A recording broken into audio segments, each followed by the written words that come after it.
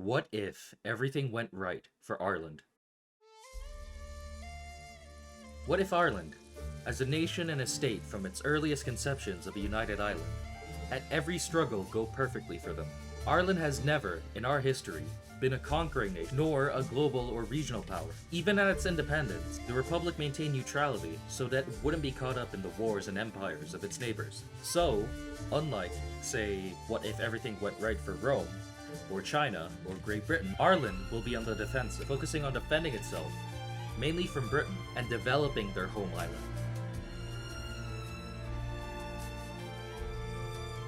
For years now, the people of Ireland have suffered from a growing cost of living and housing crisis, with rent rising and international property developers letting houses rot and be left abandoned. The outlook in Ireland is bleak, with young people leaving for better opportunities in continental Europe, Australia, and North America.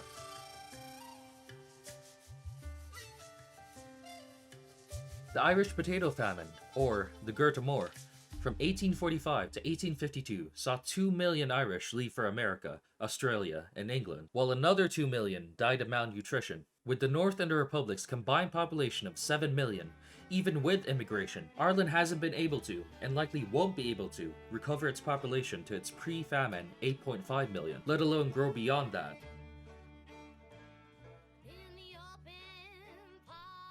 The North remains divided. The 6 counties of Antrim, Armagh, Down, Fermanagh, Derry, and Tyrone stayed in the UK. The reasons behind this are complex, but are all rooted in British colonialism and their effort to replace the Catholic population of Ireland with loyal Protestants, with the 6 counties of Ulster being their most successful result.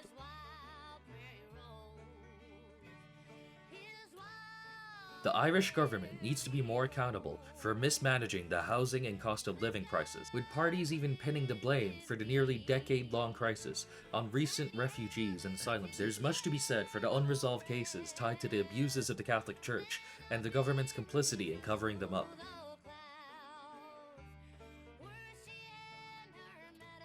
Ireland is a small nation attempting to centralize power away from city and county councils into Dublin. Dublin City, as it is already the most developed part of the island, to the detriment of the rest of the island. Many rural areas need more telecom coverage. Irish roads are rated the worst in Europe, and the public transportation system needs to catch up and to be fully staffed.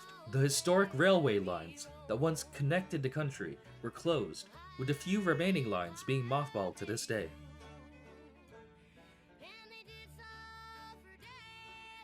Where this timeline first diverges is in 386 AD. Ireland's foundational religious figures, St. Patrick, St. Bridget, and St. Brendan, in this timeline, had not only introduced Christianity to the island, but also created a uniquely Irish form of Christianity that fostered unity. In our timeline, St. Patrick's mission to Ireland was pivotal in converting the Irish to Christianity, laying the groundwork for the island's spiritual and cultural identity. St. Bridget became a symbol of compassion and charity, while St. Brendan, known for his legendary voyage across the Atlantic, inspired generations of Irish explorers and storytellers. But in this alternate history, their influence extends beyond spirituality. They establish the Insular Irish Church, a uniquely Irish institution.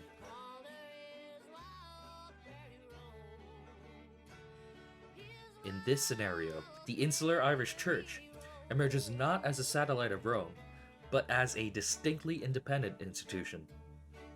Rooted in the traditions of the Gaelic people, it becomes a unifying force for the island. St. Patrick, often credited with bringing Christianity to Ireland, would have ensured that the conversion process emphasized local culture. Under his guidance, the church integrates Brehon law, serving as a spiritual guide and a social and political stabilizer. St. Bridget, who, in our timeline, was a revered abbess and founder of monasteries, became the matron saint of this church. Her emphasis on charity, education, and care for the poor inspires the establishment of early social safety systems. Monastic schools would educate clergy and the broader population, planting seeds for a literate and informed society. Her leadership helped foster gender equality within the church, allowing women to play a significant role in spiritual and civic life, a feature distinguishing this alternate Ireland from the other medieval European societies. St. Brendan's legendary voyage to the Isle of the Blessed, believed by some to be a precursor to the discovery of the Americas, takes on a new role in this timeline. rather than becoming a mere myth. It inspires the Irish to become early seafarers and traders. While Ireland doesn't embark on imperial conquest, it builds maritime connections with neighboring lands. These connections allow Ireland to share its culture and faith, while enriching its economy and creating early trade and communication systems.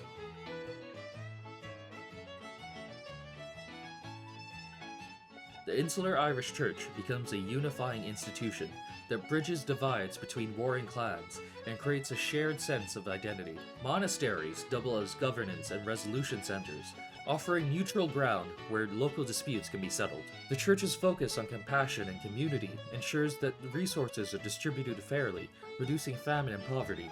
Education becomes a cornerstone of Irish society, with the church fostering early literacy and scholarship. Irish illuminated manuscripts, such as the Book of Kells, become symbols of artistic excellence and deeply rooted intellectual tradition.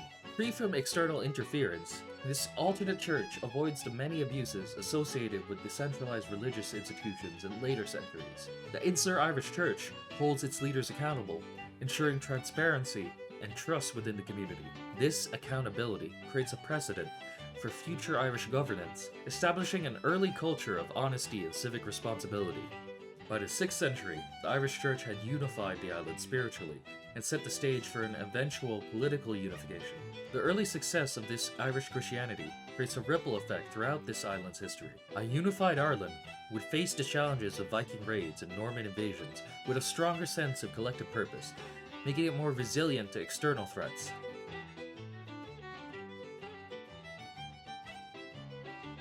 From the 6th century to the 11th century, various clans were crowned High King, mostly branches of the O'Neill family.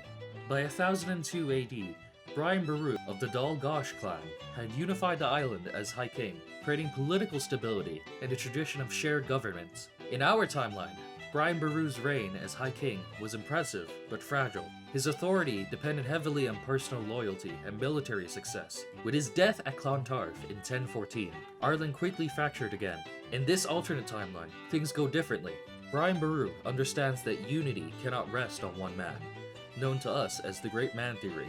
Drawing on the traditions of the Insular Irish Church, he formalizes a system where the High Kingship is no longer a purely symbolic or hereditary title within one dominant clan. Instead, it becomes a rotating office confirmed by a council of provincial kings, abbots, and legal scholars. The church acts as a mediator and guarantor, lending legitimacy while preventing any one family from monopolizing power. This council-based kingship binds local rulers together. Provinces retain autonomy over local law and land, while matters of defense, trade, and foreign diplomacy are handled at the island level. Brian's most tremendous success in his life is institutional. When Brian dies, Ireland doesn't collapse into infighting, but remains united under the High Kingdom of Ireland.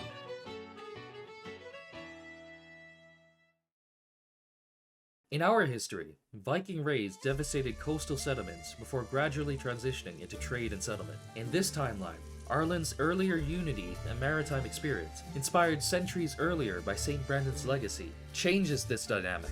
The Vikings still arrive and still raid, but they meet coordinated resistance rather than isolated kingdoms. Coastal towns are fortified early, fleets are organized communally, and Viking leaders quickly realize that long-term trade is more profitable than constant warfare. Cities like Dublin, Waterford, and Limerick develop as mixed Norse-Irish ports under Irish sovereignty. Norse shipbuilding techniques, navigation, and commercial networks are absorbed into Irish society, strengthening the island's defensive navy and trade reach without turning Ireland into an expansionist power. Ireland becomes known as a neutral trading hub between Scandinavia, Britain, and continental Europe.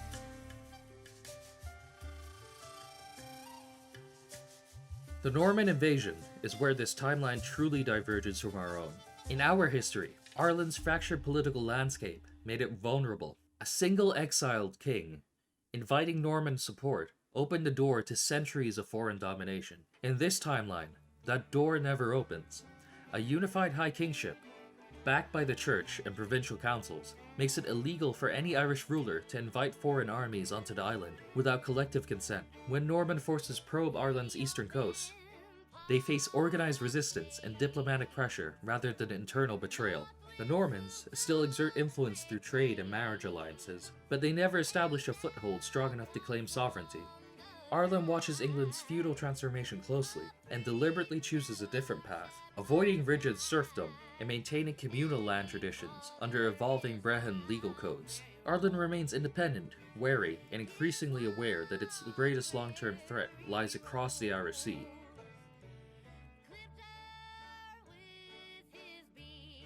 As England centralizes and expands, Ireland does not become its first overseas colony. Instead, it becomes its most persistent frustration. Ireland's defensive advantage is not overwhelming military power, but unity, geography, and diplomacy.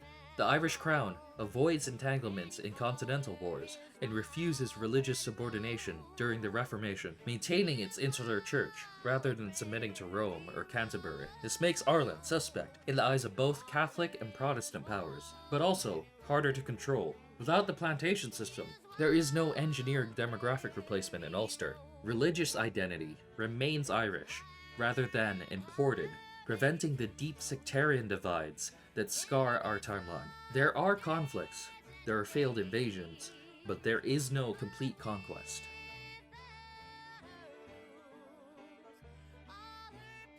As European empires expand across the globe, Ireland consciously opts out. Instead of colonies, Ireland invests in ports, shipyards, and education. Irish sailors work across European fleets, bringing back skills and money. Irish merchants trade with empires without belonging to one. The island becomes a quiet beneficiary of global trade without paying the moral or human cost of colonialism.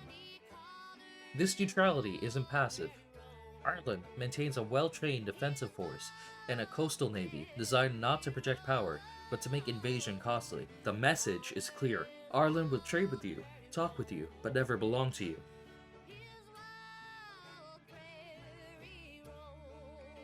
Ireland still suffers crop failures. The potato is still essential, but land ownership is not concentrated in absentee landlords, and food exports are regulated during crises by the central authority. When blight strikes, it's treated as a national emergency, not a market correction. There is hardship and hunger, but there is no Goethe Moor. Millions don't die, millions don't flee. Ireland enters the modern era with its population intact, its culture unbroken, and its confidence preserved.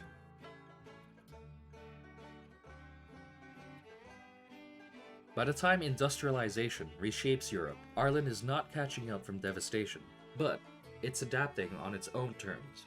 Without colonial scars, without partition, without civil war rooted in imposed divisions, Ireland develops more slowly than empires, but steadier than former colonies. Dublin is important, but not dominant. Regional cities grow with meaningful infrastructure investment, and historic rail lines are expanded rather than abandoned into the 20th century. The church, having been held accountable for centuries, never accumulates unchecked power. Abuse scandals never reach systemic levels. Government accountability is not perfect, but it's expected, enforced, and culturally ingrained. Ireland still faces modern challenges: global warming, an aging population, and globalization. But it faces them as a confident, united society of over 10 million people, not as a nation still haunted by loss.